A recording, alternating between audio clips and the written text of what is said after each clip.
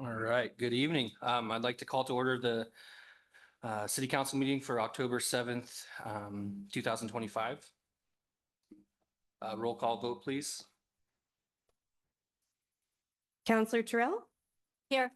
Counselor Thompson Riser, Here. Counselor Erickson, Counselor Hill, Here. Counselor Wold-Mullet, Counselor Skipper, Here. and Mayor Watkins is absent. All right, can you all join me with saying the Pledge of Allegiance, please?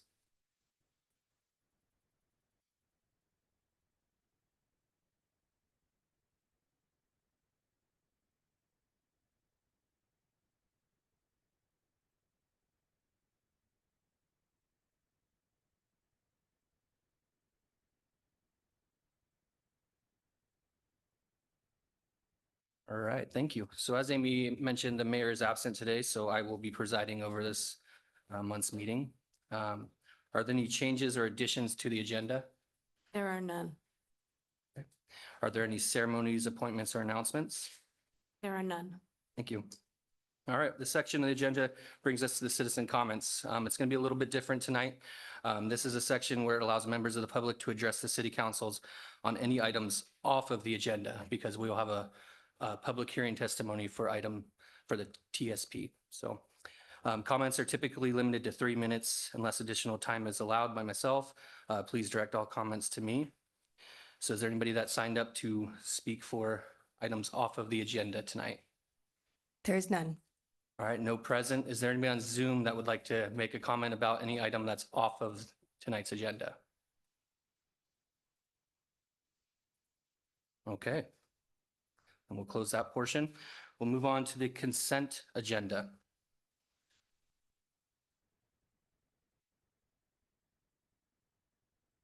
If there's no questions or comments, I'll entertain a motion to approve the consent agenda. I move that we approve the consent agenda. I second. All right, got a motion and a second. All in favor? Aye. Any opposed? Abstentions? Hearing none. Consent agenda is approved. All right, so our next item is ordinance, resolutions, discussion, and action items. So the first item on the agenda this evening is a public hearing to consider proposed amendments to the Carlton Comprehensive Plan and Development Code. City case files LA 2025-02 and LA 2025-03. Section 17.212.020 of the Carlton Municipal Code identifies the Type 4 procedure for conducting legislative public hearings. The decision for the council is to the adoption of the proposed amendments to the Carlton Comprehensive Plan and Development Code. At this time, I will ask fellow councilors if there are any conflicts of interest or abstentions to declare. All right, seeing none, we'll move on. So the order of the public hearing will be as follows. First, there will be a brief oral report from staff addressed to the council. This will be followed by councilor questions of staff from the councilors. Thereafter, any person attending tonight will be invited to present oral testimony. Staff will then be invited to comment on testimony or evidence presented. Finally, the council will close the hearing, deliberate, and decide on whether to make a motion on the ordinance.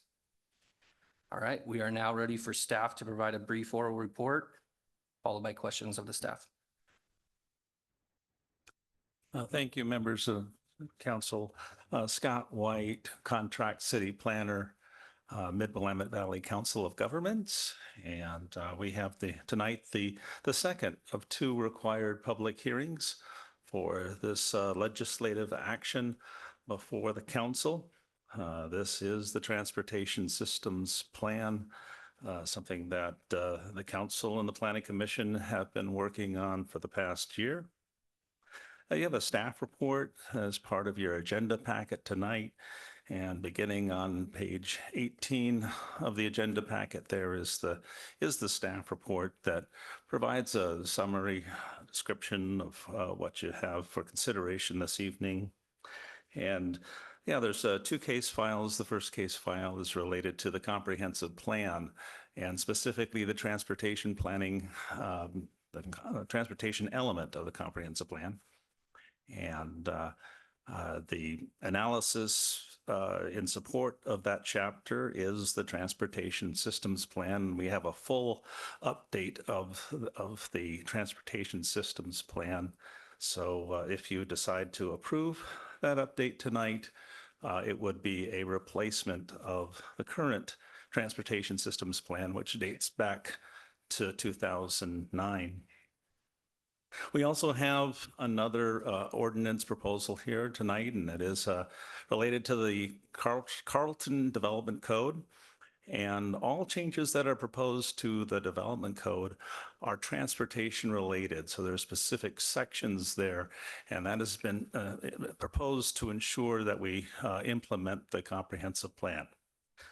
So without further ado, I'm going to now turn things over to Eddie Montejo and also Robin Shaletsky.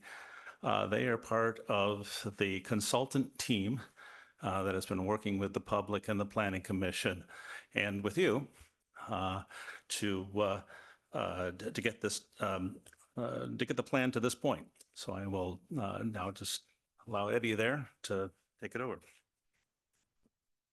Thank you, Scott. So I have a brief presentation that I'll be sharing with you all. So as soon as we can get that up, it looks like it's coming. And like Scott mentioned, this is the culmination of a lot of work. We've been at this for more than a year. So thank you to all of you, counselors and community members. I see PAC members in the audience and everyone else that contributed to getting this plan to the point that we're at today. All right, there it is.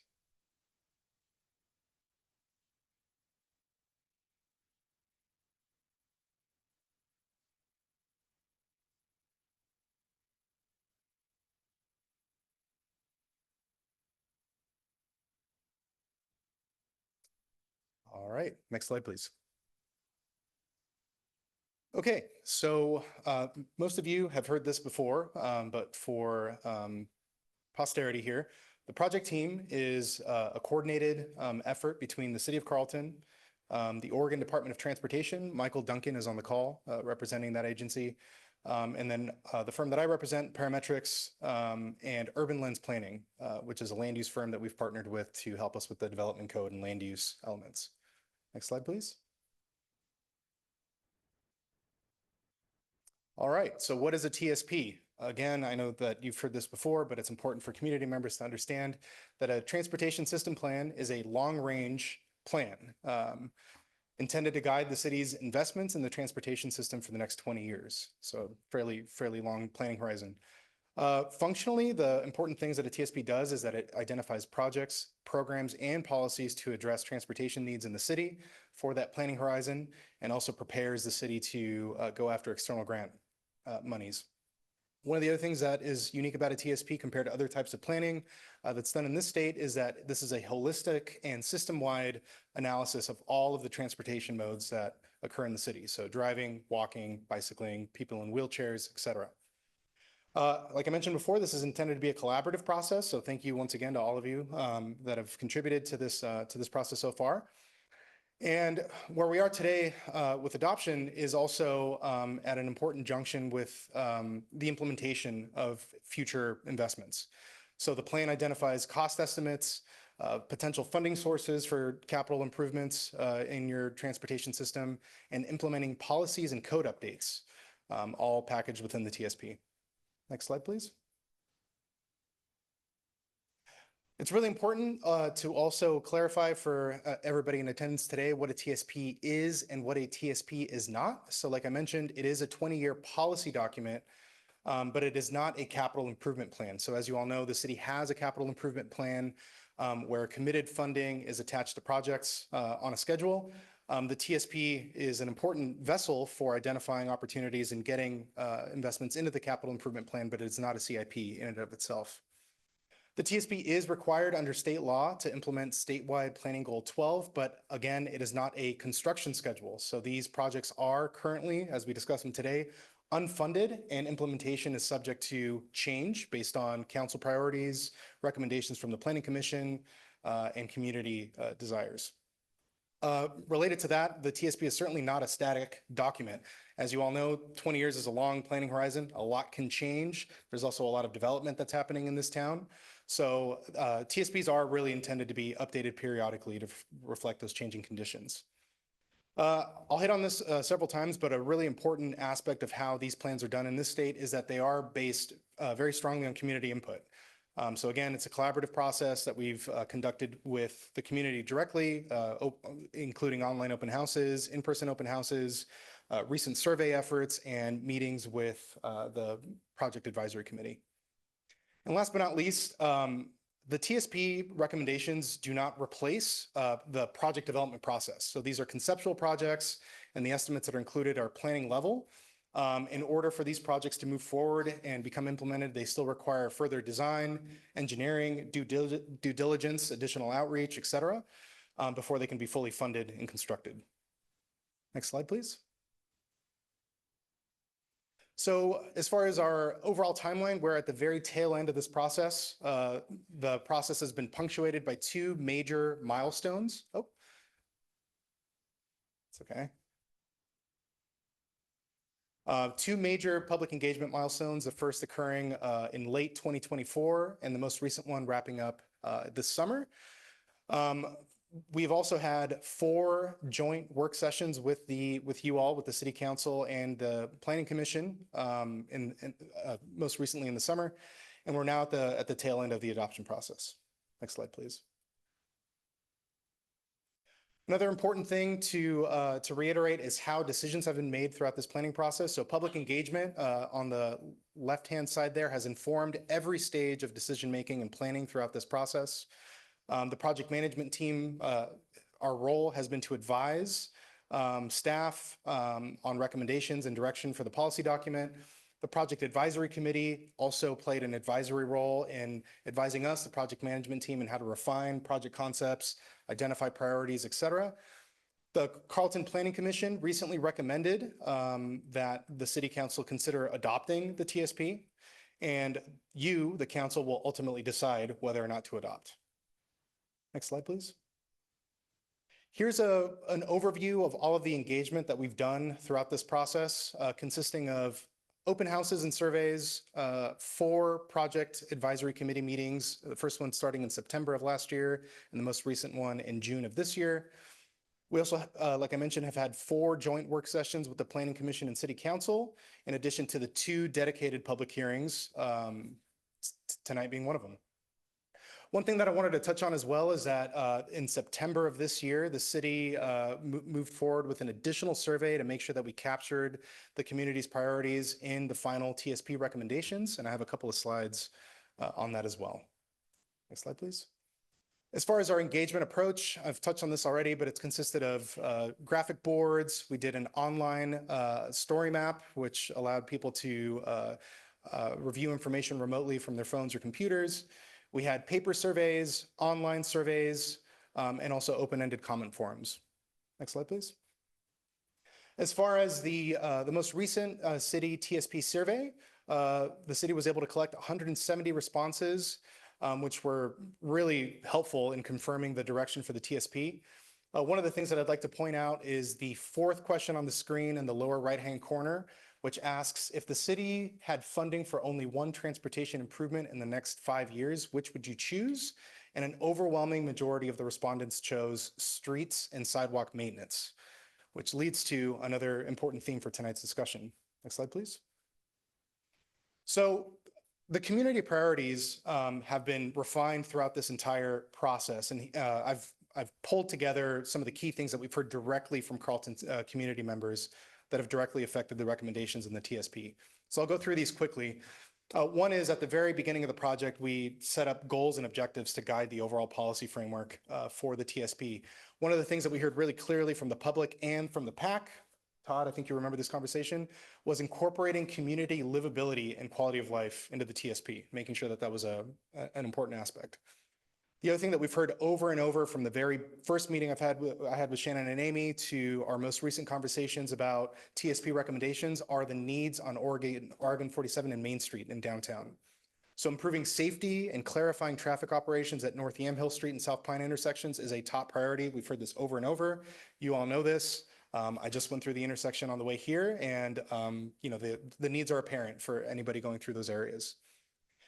Related to that, we've heard a lot about encouraging policies for a more livable downtown and addressing the truck traffic and speeding concerns in downtown. We've also heard about the importance of prioritizing sidewalks and connections, crossings on East Polk and South 3rd Streets, which are important connections to Yamhill Carlton Elementary. Next slide. And again, coming back to that maintenance and pavement condition, we've heard priorities for addressing the poor condition of Main Street and other roads, especially in the core. General support for maintenance over new projects. We've heard that through our early conversations and as confirmed most recently by the city's survey. Addressing missing sidewalk gaps throughout town, again, near the school and on Main Street were important priorities, and unsafe crossings throughout town, and some requests for enhanced crossings, flashing lights, et cetera. Next slide, please. In terms of where the TSP ought to connect to, we heard about accessing parks and destinations, so improving walkable and bicycle access to Winterberg Park and the pool, considering future local walking paths along the historic rail corridor in Hong Creek. We've heard about prioritizing low-stress neighborhood routes for biking, but not necessarily prioritizing bicycling infrastructure on main streets. And then we've also heard a lot about the importance of future roadways. So again, new development is on the horizon in this town, and making sure that those new developments construct infrastructure in a way that aligns with the city's vision for the future. Next slide.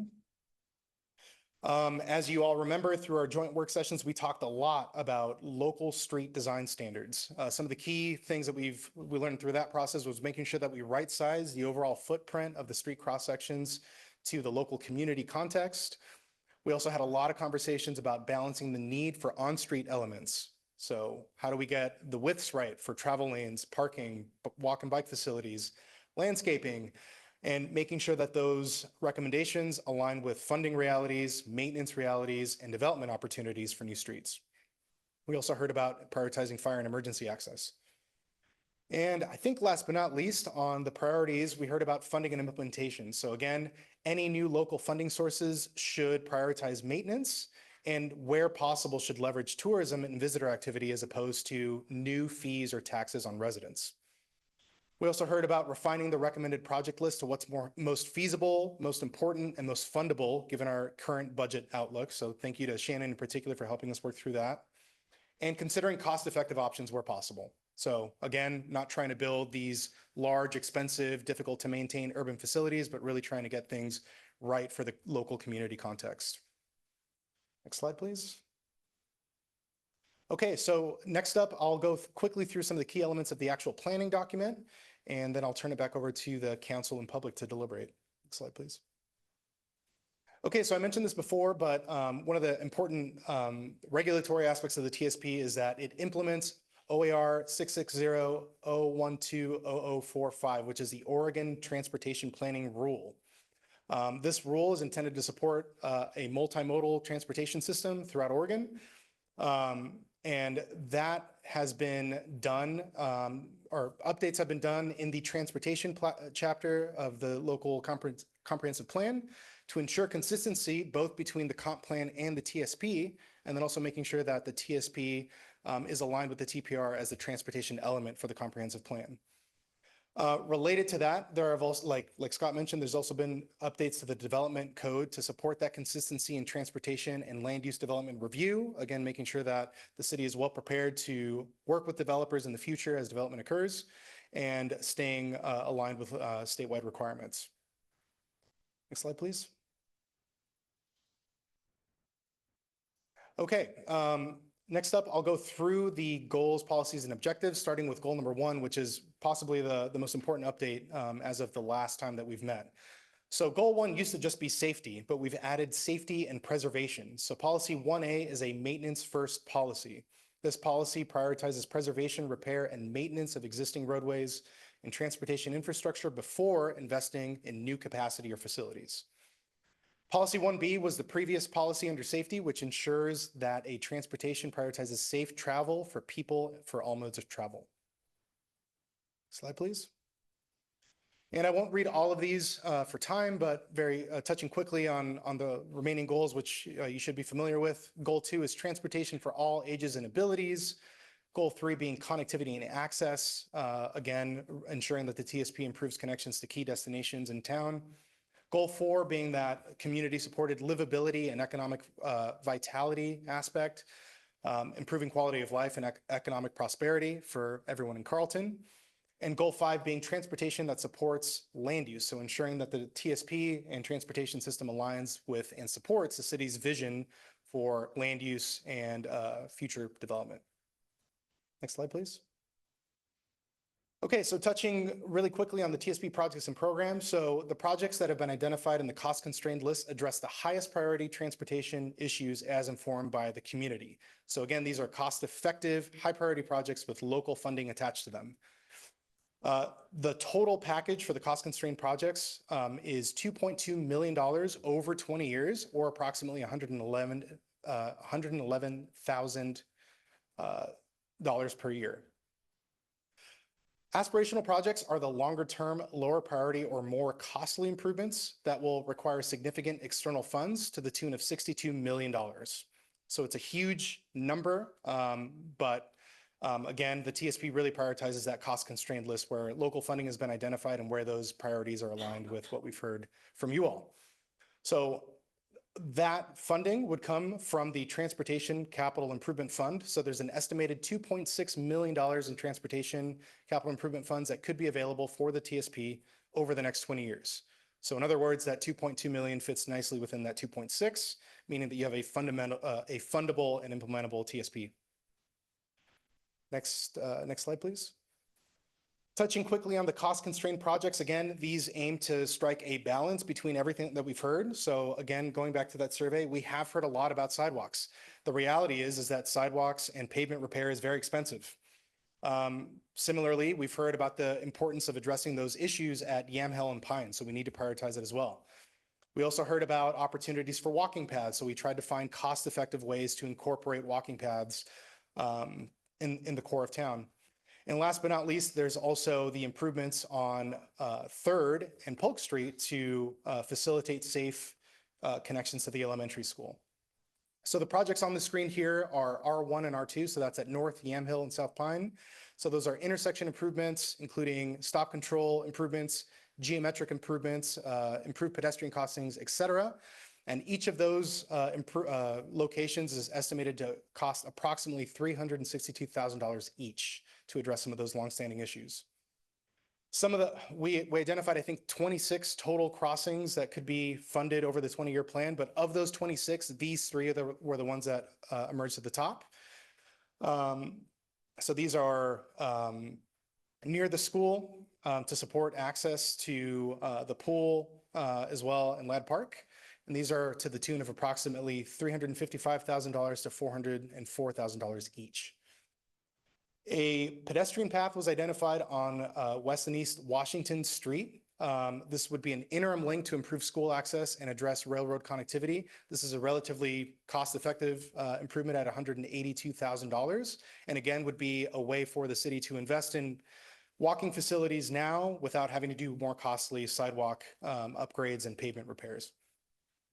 Bicycle routes, just 2 were identified connecting to the school. So these are low stress links to downtown and the school. And these would be relatively low cost. So $38,000 to $59,000 each, consisting of striping and signage for a total of $2.2 million. Next slide, please. Okay, so another important aspect of the TSP is the Oregon 47 realignment. So while there's no funding identified to actually do the realignment, the TSP did spend a lot of time coming up with a policy direction for the realignment needs. So some of the policy things that have been done is that North Main Street has been reclassified as a collector street in the future streets plan in the TSP. Classifying it to a higher order street helps preserve that roadway if future opportunities arise to do the realignment. There's also a recommendation to do a future refinement study, building on prior efforts and engagement to understand precisely what the improvements ought to be and how they would be funded. The realignment was included in the TSP aspirational list. So if future funding becomes available and there's eligibility and it aligns with eligibility, the city can point to the TSP and say that we've already identified this as a project. There's also a recommendation to explore local freight route and policies. So that's included in the policy section. And promoting coordination with private developers to preserve right-of-way. So again, the up classification as a collector street and some of the policy language really is intended to support negotiations with developers, specifically with the use of a future streets map, which is included as a key recommendation in the TSP, which is on the screen. Next slide, please. Yeah, so I just mentioned that, but the future streets plan is basically the future network of the city streets and is an important element because it links the TSP with functional classifications, design standards, and the development code. So it's a really important map. Next slide, please. Okay, so as far as the road design standards, I know we talked about this a lot. I'm not going to go through every single one, but updates were made to the dimensional standards in the city's development code. Some of the key updates include adding minimum and maximum right-of-way dimensions for right-sizing footprints for the local context. Typical street elements were incorporated to accommodate a balanced multimodal system, including emergency access and balanced travel. There's also a differentiation or more differentiation now between new and existing streets as a strategy to leverage opportunities with developers and also keeping costs down for existing streets.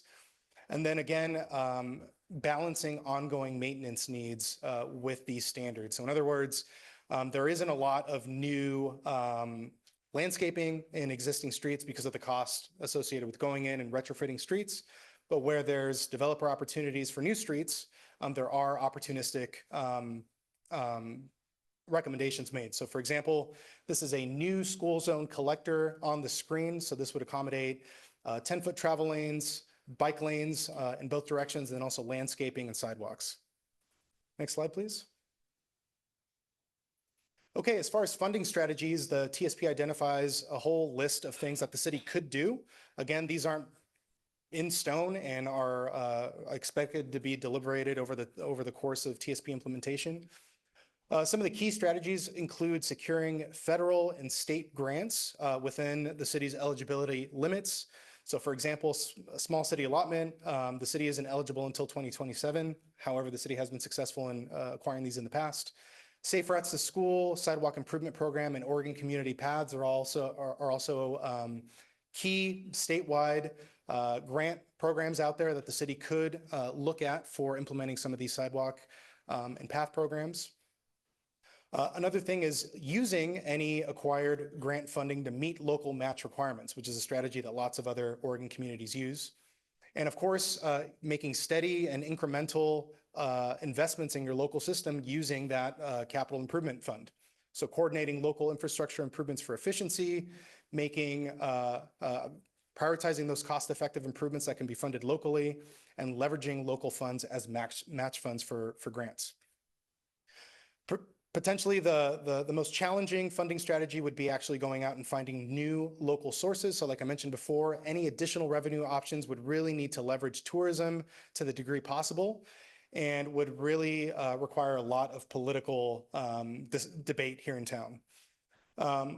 Anytime the city considers these additional revenue options, such as utility or franchise fee adjustments in the long term, these will likely require voter approval, and the city should weigh these impacts really carefully with the community and vet them thoroughly. Next slide, please. All right, so for next steps. So like I mentioned before, we're at the very tail end of the project. This is our second public hearing where you will consider the adoption of the final TSP and associated implementing ordinances. Final adoption by ordinance, if it moves forward, will be incorporated by reference into the City of Carlton Comprehensive Plan. And again, the TSP will serve functionally as the transportation element for the comp plan. Next slide, please. And I think that is it. So thank you very much, and I will hand it back over to the council. All right, thank you for that presentation. So I'll turn to the council. Does the council have any questions for staff?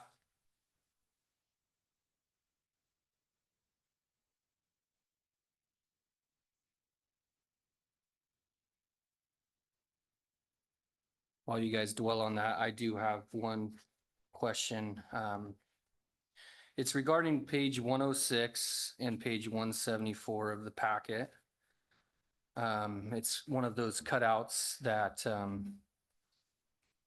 Eddie just showed us a description of, but it's related to a collector street. And I know this has been a long process and lots of different meetings.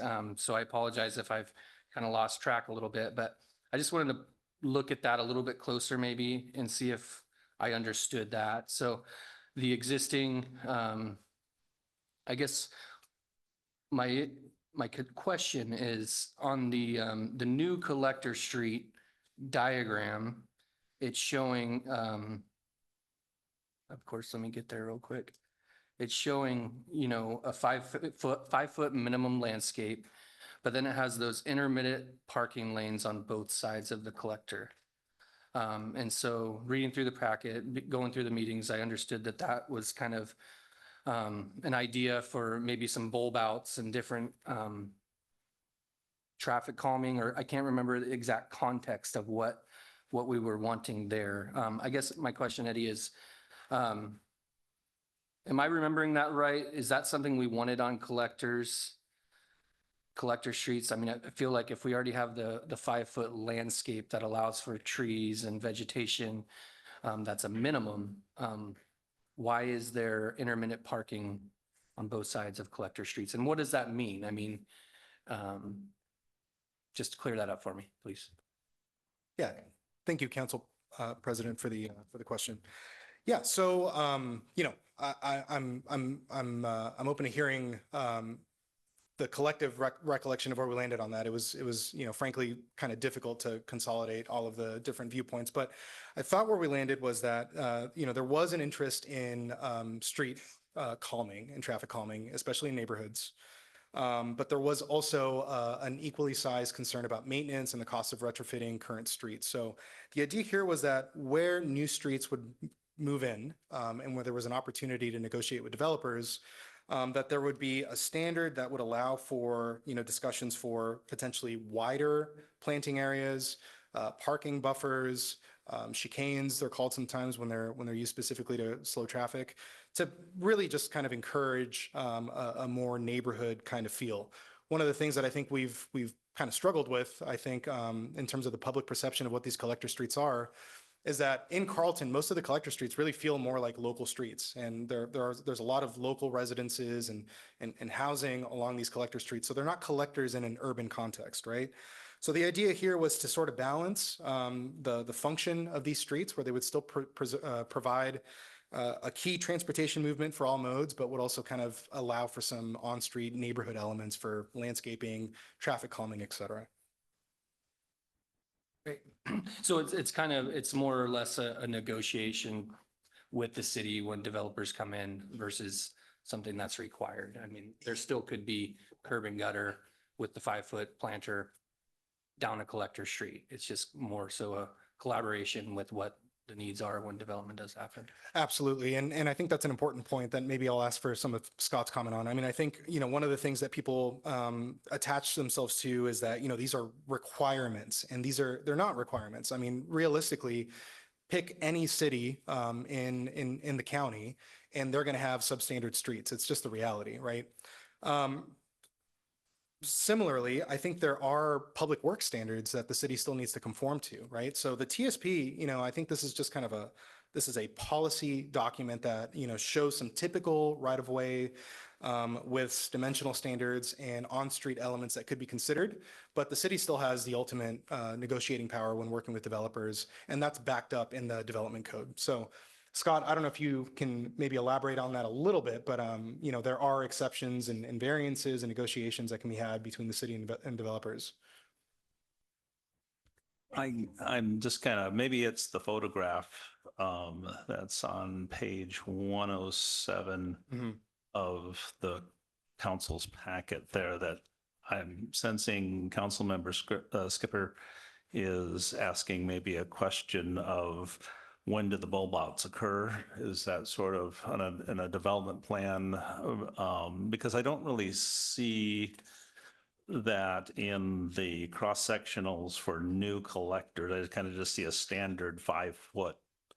That would be the expectation. I don't see anything that would call out for a bulb out every 10 feet or every 20 feet or anything like that. So I don't think we have anything like that. So the expectation is if it's a new collector, maybe with a new development, a new subdivision or something like that, and the future streets plan that was up there has that area shown for a collector, then yeah, what is shown in the cross-sectional there and also what is shown on page 98 of the council's packet there, that would be the right-of-way and improvement with standards on a table form. So sometimes people like the table form and sometimes people like the cross-sectionals there. But the way I read it here, looking at both the table and the cross-sectional for a new collector street, the expectation is a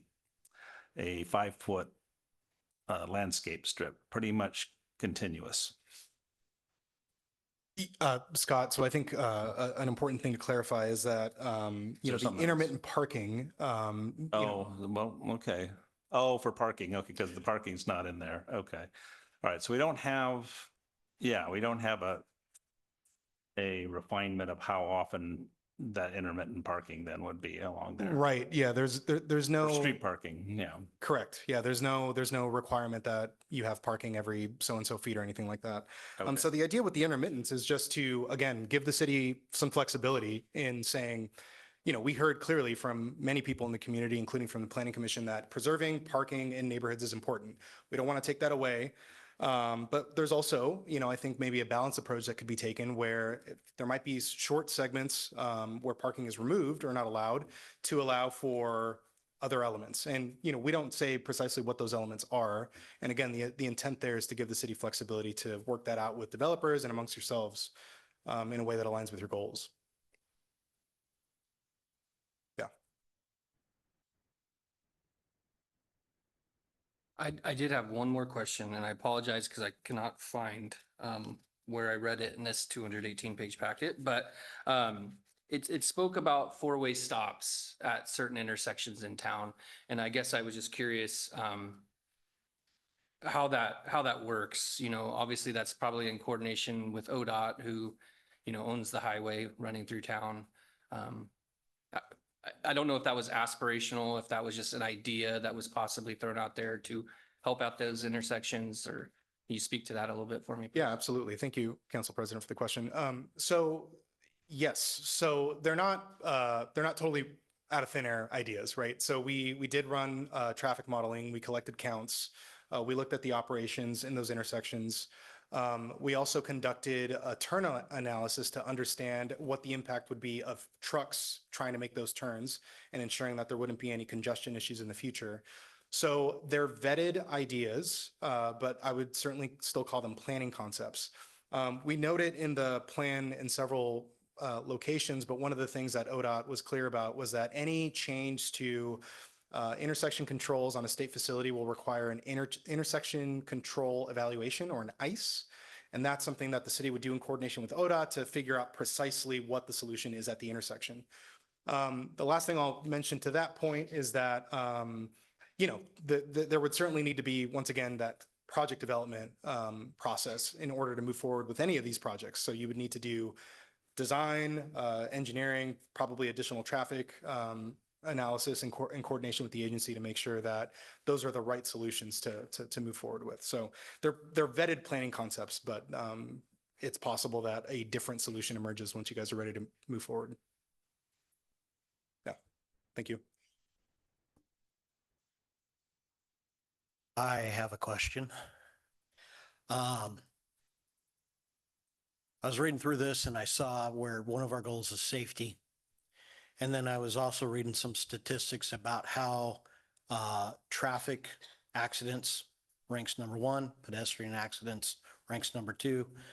Bicycle accidents, if I read correctly, comes in at 0. So we would be focusing on maintaining our clean record with bicycles. But top focus would be eliminating the traffic accidents.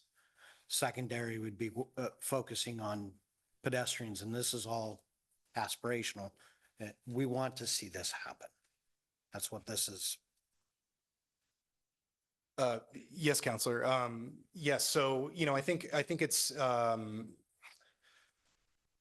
try not to be mutually exclusive when I'm talking about safety priorities because, I mean, if somebody, if there's a statistic where only one pedestrian is killed in every 10 years, it sounds great on paper, but that was still somebody's family member or community member. So, I try not to sort of rank the priority of those safety interventions. However, as you're all aware, most of the time when there's a pedestrian or bicycle accident, it has to do with vehicles as well, right? So it all kind of gets traced back to a vehicle issue. And the other thing that we've talked a lot about is, specifically at the intersections of Yamhill and Pine, is that you don't even necessarily need a crash or a fatality to justify a priority in an area. So for example, we've heard about the horns blaring and the skidding out and the confusion and all of the sort of near misses that occur at those intersections that might not be recorded in a traffic accident, but the community members know is a priority. So, I think by addressing, key safety areas like those, it naturally sort of benefits everybody else, right? So it helps the drivers, but then it also, by implicitly supports pedestrian and bicycle safety as well. So we've tried to be as integrated in our thinking around that as possible. But yes, the idea here is that the TSP ought to prioritize, invest, and continue to have community discussions around projects that ultimately support safety for everybody in town. So that's the idea. All right, any other questions? Yep. So I'd like to find out, Grant Street from 47 to the Winterberg Park. Is that's considered a collector or will be considered a collector street? I'm trying to go through my maps here, but I believe it's a local street. Is that right? Is it a collector in the future street plan? Yeah, it's a collector, It's a sir. collector. Yes. Okay, so with the collector cross-section for existing, am I reading this right? It's 55 feet? Yes, sir. Right? Yes, sir. Okay, so say we got a potload of money, we decided to make that street to where it's supposed to be. Sure. That street would almost then need to be doubled. Because right now in front of her house, it's 25 feet from the curb to the edge of the blacktop. I went over there today and measured it. From the curb. So that curb. wouldn't be the total right of way. The right of way is typically back Yeah. a sidewalk or before. So it's going to be So more than on that, 25. it says here for the bicycle deal about installing bike lane, charros, and signage. So on collector streets, it's going to be, we're going to have all three of those items, or is it to where, say, we get rid of the striping where it says here striping only and just do signage and the charros, Mhm. and we don't have that whatever 4 or 6 inch stripe all the way down the street, because that striping is very costly every few years to restripe compared to just redoing a symbol. Mhm. And it's put up a sign, you put up a sign. It's there, one-time cost, unless it gets run over or something. Right. But if we can delete not all of the striping, I say the school zones, I understand that, but throughout the rest of these streets, striping is very costly to any city, any town. So one clarification. So there's no striping recommended on that section. So Well, it says here estimated costs signage and striping only, $59,000. Right, so the striping could be for parking. So if I'm looking at the cross-section on page 69, for example, so the sharrows would really just be those stamps that say, have a little bicycle symbol and the two chevrons. Right, I understand what those are. Right, so the intent there again is to give the city some flexibility. So, recognizing that the city might not have funds to reconstruct the roadway to a 55-foot standard. I don't know the exact measurements right now, but I'm assuming it would be costly to go and retrofit that street to meet that standard. With that in mind, recognizing that there are still needs in that area, before we ever touched the TSP, there was already a requirement in the municipal code for bike lanes on a portion of Grant Street.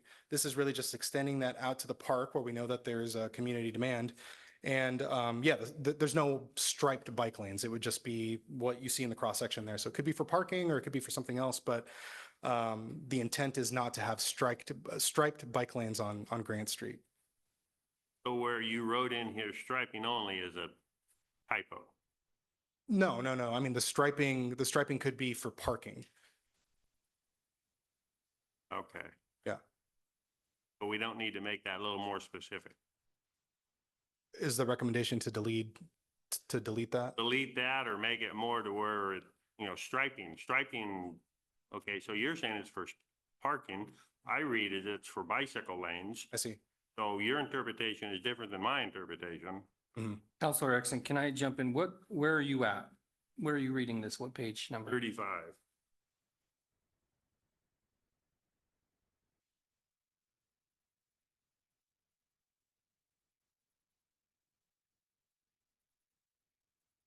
Council President, may I jump Yeah, in and absolutely. I think clarify? So that on page 35 is a list of potential projects.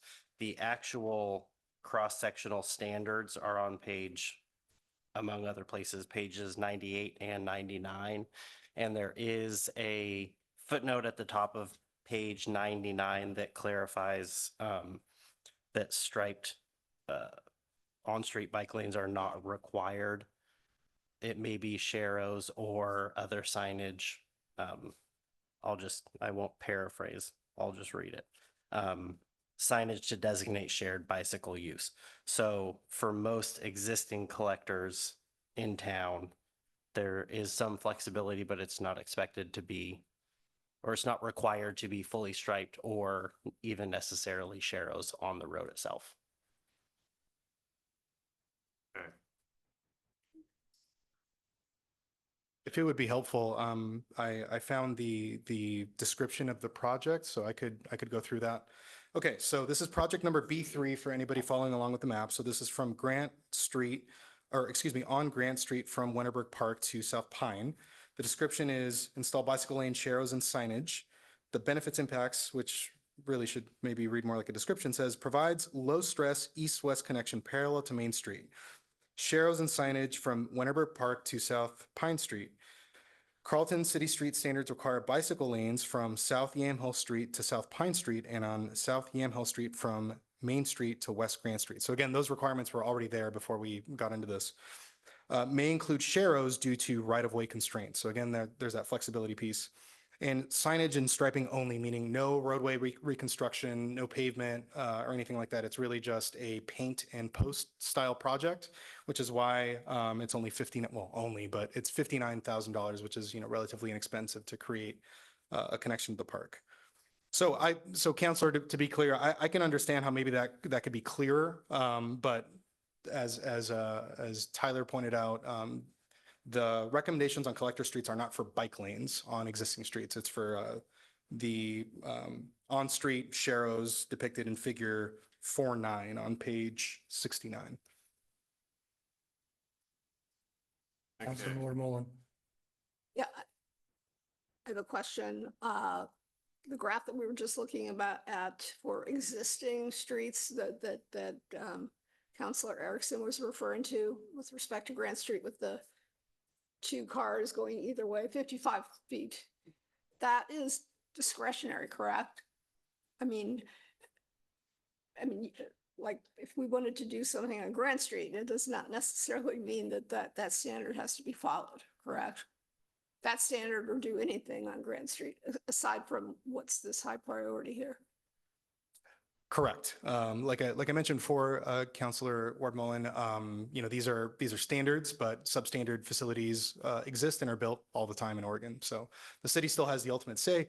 And of course, like I mentioned before, I mean, I think the idea here is that if there needs to be additional community discussion about these street standards, this isn't the stopping point, right? The city council could continue to deliberate and make amendments and change cross sections as you get into things.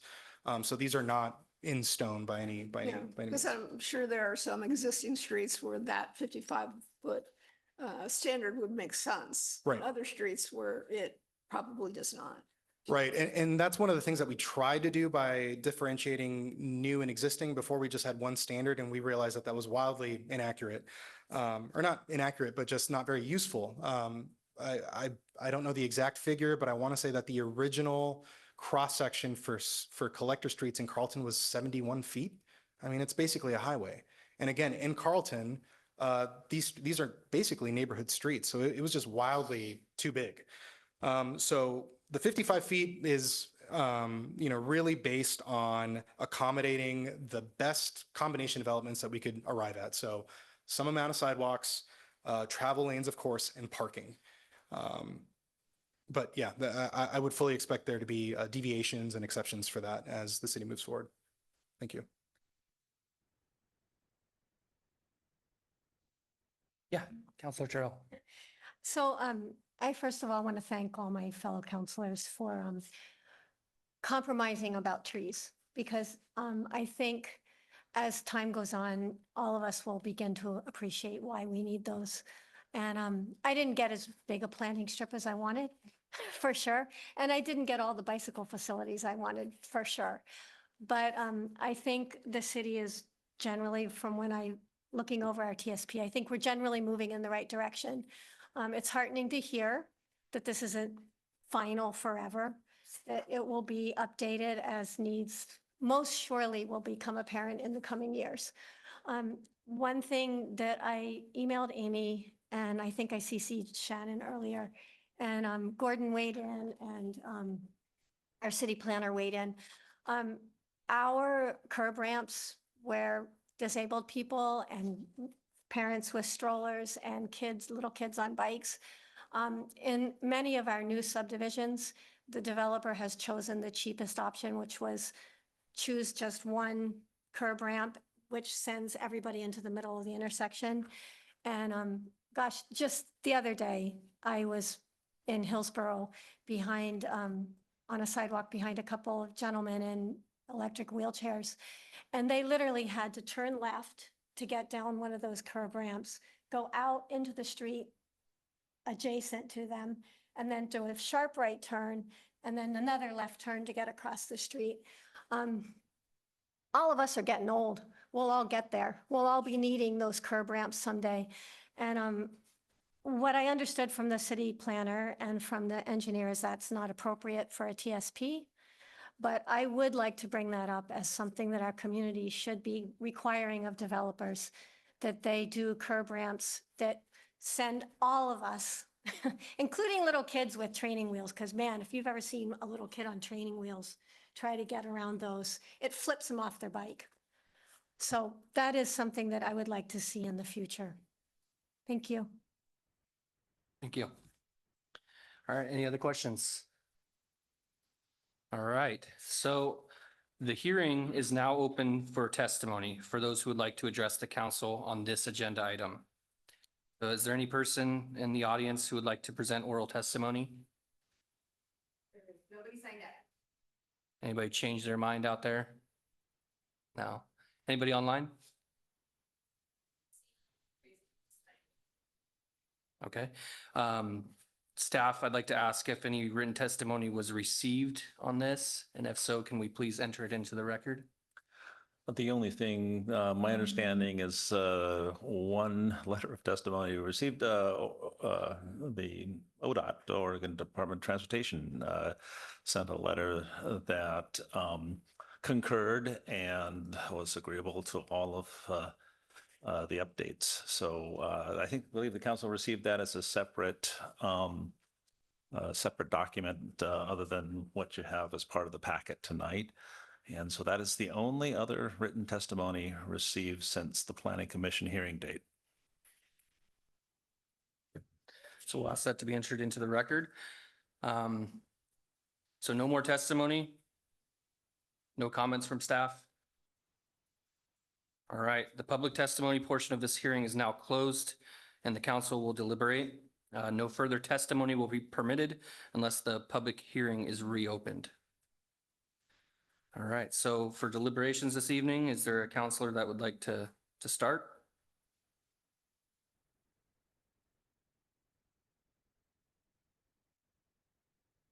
Or is everybody? I've feeling had pretty- my say. I don't know. what- Yeah, Yeah, just opening it yeah. up for deliberation, if everybody's Yeah. okay with it. Yeah. I can invite a motion to approve LA 2025-0203.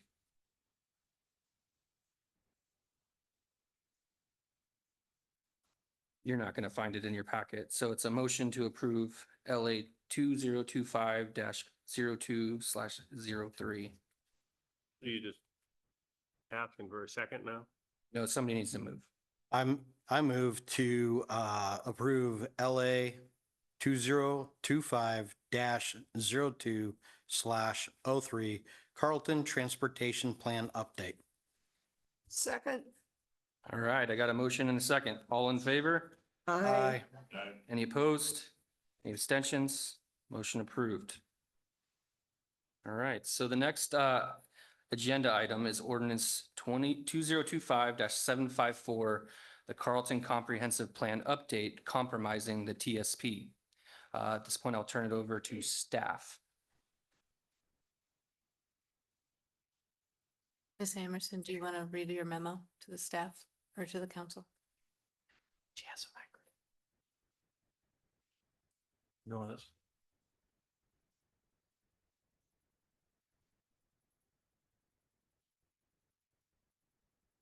You're just wanting the memo read? Just that this is a background, this is the ordinance that would be the first motion and for the council to adopt this is to the comprehensive plan. The development code would be the second ordinance. Gotcha. My packet is frozen, so Why don't I help out? thank you.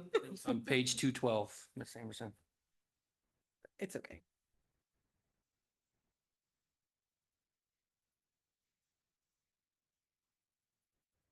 So council in front of you is ordinance 2025-754. This is the ordinance that by vote would allow for the adoption of the TSP as part of the comprehensive plan.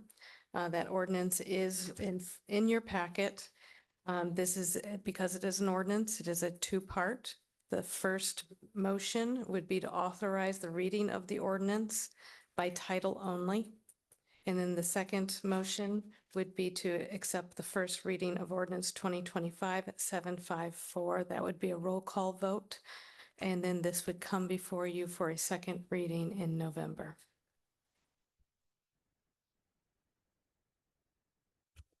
ready to, Thank you. I'll entertain a motion.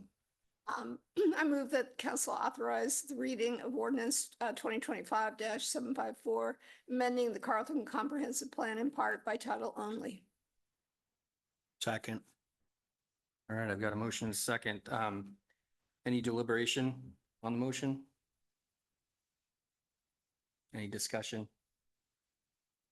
All right, so we have a motion and a second to authorize the reading of ordinance 2025-754, amending the Carlton Comprehensive Plan in part by title only. All in favor? Aye. Any opposed? Any abstentions? Tyler. Ordinance 2025-754, an ordinance amending the Carlton Comprehensive Plan in part and adopting the amended comprehensive plan. Thank you. I'll entertain a motion to accept the first reading of ordinance 2025-754. It is moved that the city council accept the first reading of ordinance 2025-754, amending the Carlton Comprehensive Plan. Roll call vote. We're going to get a second before we go there. Second. All right, got a motion and a second. Can I have a roll call vote, please? Yes. Counselor Terrell, how do you vote? Yes. Counselor Thompson Riser, how do you vote? Yes. Counselor Erickson, how do you vote? Yes. Counselor Hill, how do you vote? Yes. Counselor Ward Mullen, how do you vote? Yes. Council President Skipper, how do you vote? Yes. All in favor, one absent, motion passes. Great, thank you. So the next agenda item is ordinance 2025-755, the Carlton Development Code update compromising the TSP. Does staff want to give a brief background? My iPad is working now. So, thank you, Scott. This is identically very similar, but it is actually the development code as opposed to the comprehensive plan update. So you've done the big picture and now it's the working code. Great, thank you. I'll entertain a motion. I move that council authorize the reading of ordinance 2025-755, amending the Carlton Development Code, Title 17, in part, and adopting the amended development code language by title only. Second. All right, I got a motion and a second. Any discussion or deliberation? Hearing none. I'll call, all in favor of the motion? Aye. Any opposed? Any abstentions? Motion passes. All right, Ordinance 2025-755, an ordinance amending the Carlton Development Code, Title 17 of the Municipal Code in part and adopting the amended Development Code language. thank you, Tyler.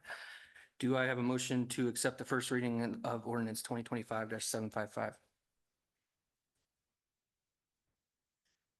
It is moved that the city council accept the first reading of ordinance 2025-755, amending the Carlton Development Code Title 17 in part, and this would be a roll call vote. All right, I got a motion. Do I have a second? Second. Got a motion and a second. Roll call, please. Counselor Terrell, how do you vote? Yes. Counselor Thompson Riser, how do you vote? Yes. Counselor Erickson, how do you vote? Yes. Counselor Hill, how do you vote? Yes. Counselor Ward Mullen, how do you vote? Yes. Council President Skipper, how do you vote? Yes. All in favor, one absent, motion passes. Great, thank you. All right, I think that gets us through that section of the agenda. No additions or anything else to the agenda. Just want to thank Eddie and Scott and Amy and staff for all the work that's coming to this and the PAC members and everybody in the community. So it's been a long process, but we're getting close to the finish line. So thank you. All right, if there's no other business for tonight's meeting, I'll. Council President, may I just say something? Yep, absolutely. I just appreciate the council not making me read this in its entirety. And I would like to remind everybody that Grant very nearly made me read the psilocybin ordinance 3 years ago in its entirety, and I bullied him out of it. So I appreciate avoiding that and being able to read it by title only. Yeah, it's a very important piece of the motion for sure. All right, I'll entertain a motion to adjourn the meeting. I move to adjourn. Have a second? Second. All in favor? Aye. All right, meeting adjourned. Thank you.